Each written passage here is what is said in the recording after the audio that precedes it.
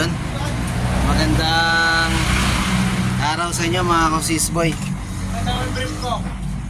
It's been a while, hindi ako nakapag-upload ng video dito sa tindahan kasi napuno ng yung memory ng isang cellphone ko. So natagalan bago nagkaroon ng cellphone. Di mo na ako bumili ng laptop pang download sana, lipat ko sa memory nga. So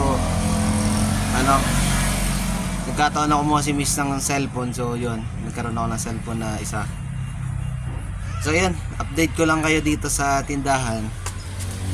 Bali magkakaroon ako ng improvement sa tindahan. Ito, medyo masikip, medyo magulo. So itong part ng rack na to, ayan, tinanggalan ko kasi tatanggalin ko tong unahan na bar kasi gagawin ko siyang ganito. Ito, yan, itong mga display na to, ililipat ko siya doon. So bali bumili na ako sa TikTok ng ganito. Ayan, binili ko 100 pieces. So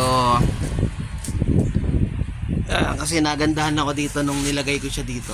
Ayan, mga items ko,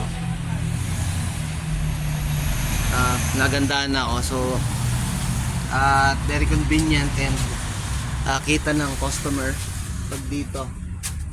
Kasi yan, may mga consequences lang yun. Siyempre dito yung mga balde ko nakalagay, medyo mahihirapan. Let's see, kasi 5 years na tong tindahan ko. So I need to do something, improvement. Bumili ako kanina, may supplier akong dumaan. Ito, shoutout natin to si shoutout natin to si KYK. Yan, KYK grinder, binili ko sa kanila. Ito, yan ang laman niya. Yan, kasama niya. So ayan, try nating mabago. Medyo matagal na gusto ko ng changes.